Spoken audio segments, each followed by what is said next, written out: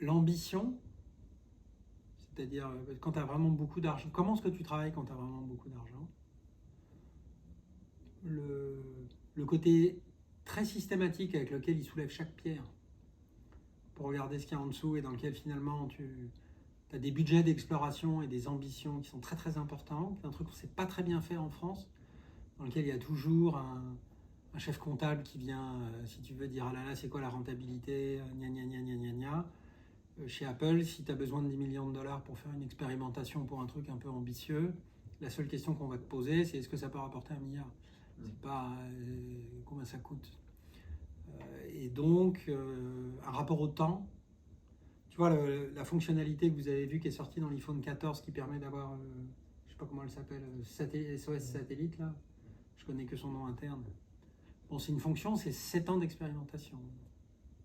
C'est-à-dire que pendant 7 ans, tu payes des mecs qui font le tour des gars qui ont des satellites, qui récupèrent des vieux satellites obsolètes, qui construisent des stations au sol, qui font des composants électroniques, qui les miniaturisent, qui les foutent dans les téléphones, pour discuter avec ces vieux satellites un peu obsolètes.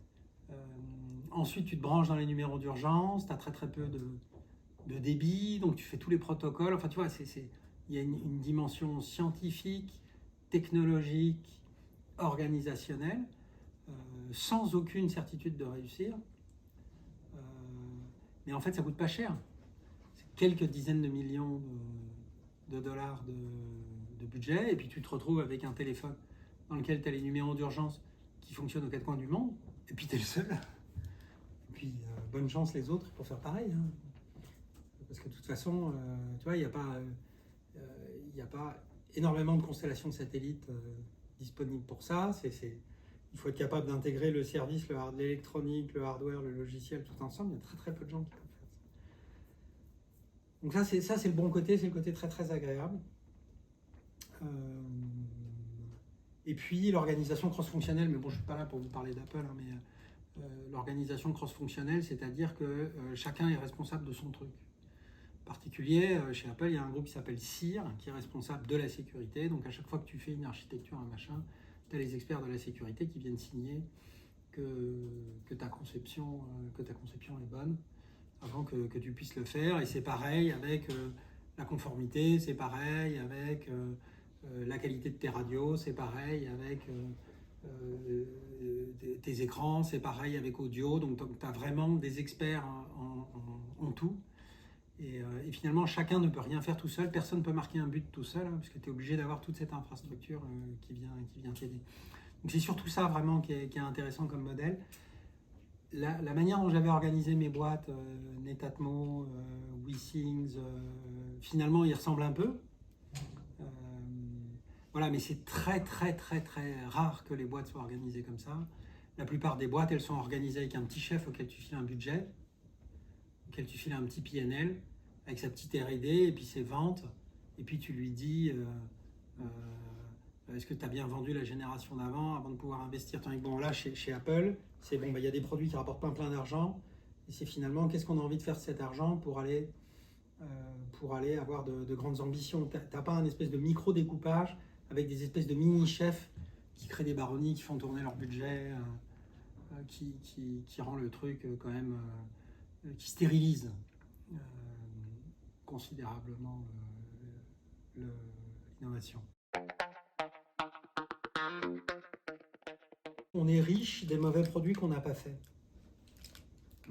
C'est-à-dire qu'il ne faut pas faire un produit IoT pourri et ensuite se créer un problème de maintenance et créer des problèmes supplémentaires. Donc il faut se retenir de faire des mauvais produits IoT.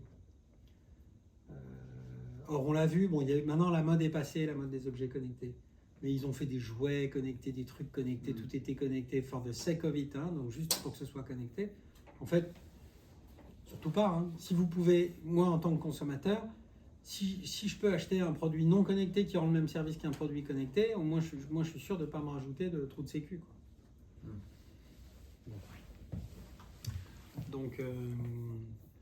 Donc, alors comment ça va évoluer, je ne sais pas, mais je pense qu'il va y avoir une espèce d'âge de maturité qui va se créer. Alors juste aussi un truc très important, c'est méfiance à l'utilisation d'Android dans l'IoT. parce qu'Android c'est quand même très très mal maintenu. Et les vieux Android ont quand même des surfaces d'exposition qui sont importantes. Par exemple, la seule manière de sécuriser son téléphone Android, c'est de couper le Bluetooth, vous le savez. Aujourd'hui, tout le monde considère que la pile Bluetooth d'Android elle est remplie de vulnérabilités.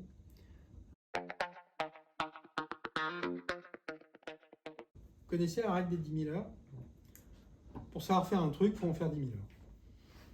Donc c'est 10 000 heures devant le clavier, à écrire du code, à chercher des vulnes, à construire à protéger des systèmes, à paramétrer. Alors ça dépend un peu de vos métiers, parce que ce que j'ai cru comprendre, c'est que vous aviez une grande variété de métiers. Moi j'ai passé 10 000 heures à écrire du code, surtout du protocole, pendant des années. Et j'ai du noyau, du kernel, des trucs compliqués. Et en fait, c'est hyper important. Donc il faut vraiment... Alors vous avez une difficulté particulière, c'est que vous êtes dans un secteur qui embauche beaucoup et qui vous donne assez rapidement des postes assez faciles. Consultant, RSSI, machin, gestion de projet, déploiement de la politique de mot de passe, je sais pas quoi, chez Capsteri, enfin chez Capgemini ou chez le VMH ou chez machin, dans lequel ça doit être hyper paisible. On a son petit costard, on est bien payé, c'est sympa. Et en fait, en faisant ça, on ne fait pas ces 10 000 heures au clavier à bosser sur les trucs. Et en fait, ces acquis de début de carrière dans lesquels on fait ces 10 000 heures à faire du code, en fait, on les garde toute sa vie. Moi, j'ai un de mes fils qui est informaticien. Bon, alors, il me dit que je suis un vieux con, etc., bien sûr. Mais toujours est-il que des fois, quand il a des bugs, même si je code plus depuis 10 ans, je lui dis regarde-li, regarde là, et il dit bah, comment t'as trouvé, bon, alors qu'il est beaucoup plus fort que moi. Donc en fait, c'est des savoir-faire qui partent jamais, donc il faut surtout pas céder à la facilité de sortir trop rapidement des métiers techniques pour aller plus dans la gestion de projet. Je pense qu'il faut toujours garder une forte composante technique dans ce qu'on fait, en particulier en début de carrière. Alors c'est ingrat, c'est pénible, mais ça fait la différence. Donc je vous invite toujours à rester le plus proche possible de la technique. Coder, coder. Alors faites des POC. Si votre métier c'est pas de développer du logiciel, et faites des POC. Est-ce qu'il y en a qui font un peu de conception de sécurité, enfin, qui c'est qui ne travaille pas dans une RSSI, enfin dans une DSI, et qui c'est qui fait un peu de la conception de systèmes, qui travaille dans une équipe sécurité en conception? Personne, vous êtes tous en DSI? Non, mais ils sont pas là en fait. Ils sont pas là, mais ils sont pas là. Mais même en DSI, je vois toujours la même chose. Là, je vois la manière dont mon fils bosse. Donc lui, il cherche des vulnes, c'est son métier. Et en fait, pour chercher des vulnes, il fait que de la programmation. Il fait que des outils, que des simulateurs, il cherche pas des vulnes comme ça dans le... il cherche des vulnes en codant. En maquettant, en faisant plein de choses, en faisant plein d'outils. Donc voilà, c'est pareil, à l'ANSSI, c'est ce que Poupart a dû dire. Une des grandes forces de l'ANSSI, c'est d'avoir développé plein d'outils pour faire des tests, pour tester de la configuration, pour se balader automatiquement dans les arbres des Active Directory pour trouver en automatique les bugs de config. Tout ça, c'est beaucoup d'automatisation. Et tout ça, c'est codé par des gens qui font de la sécurité. Donc, même si souvent les DSI, les RSSI, etc., le costard-cravate est jamais très très loin, avec des types qui considèrent que la technique c'est sale et qu'on va la refiler à une espèce de SS2I ou à un consultant Microsoft qui va faire le boulot, et puis que nous, tu vois, on va faire que de la gestion de projet, etc. En fait, moi je vous invite quand même à rester très très proche de la technique. Parce que le jour où ces organisations se font trouer, c'est les techniciens qui se résolvent les problèmes, c'est pas les mecs en costard. Donc, même si en début de carrière, ça peut sembler moins valorisant, d'avoir un rôle plus technique, dans lequel en France, plus on fait de la technique, moins on est considéré, hein, quand même, socialement, par rapport à des gens qui sont plus consultants, plus... mais en fait, vous ne vous rendez pas service à long terme. Et puis quand vous avez mon âge, vous avez 52 ans, un consultant de 52 ans, c'est au chômage. Hein.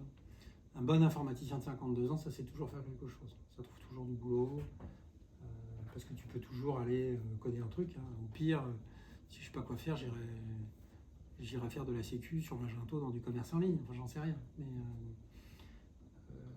tandis que si ton métier c'est costard-cravate, qu'est-ce que tu fais quand tu as 52 ans?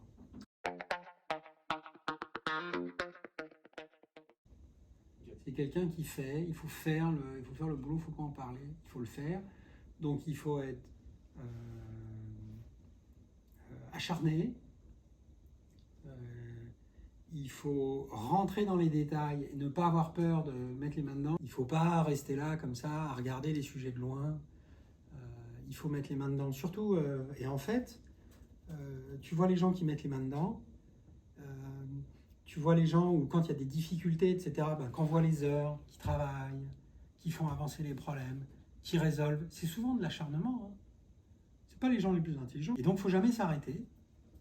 Et puis, il faut progresser, hein, faire, livrer. Et puis après, quand tu es dans une situation d'encadrement et que, tu vois, tu as des bugs, tu as des machins, tu as des projets qui merdent, tu as toujours des espèces de petits gars qui ne sont pas toujours les plus brillants, qui ne sont pas toujours ceux qui font le plus de vagues ou qui ont la plus grande gueule, mais qui font avancer les sujets, qui livrent, qui font des trucs qui marchent, qui font des trucs qui ne tombent pas en panne. Et mon rôle de manager, ça a toujours été de les repérer et de les promouvoir. Et ensuite de les accompagner, parce qu'ensuite il faut qu'ils transitionnent, apprendre à encadrer et à créer cette culture. Mais c'est vraiment une culture qui doit être basée sur la compétence et le fait de faire avancer le travail. Et quand vous êtes dans une organisation dans laquelle les gens qui sont promus sont les gens qui codent avec leur langue, hein, il faut se méfier en fait.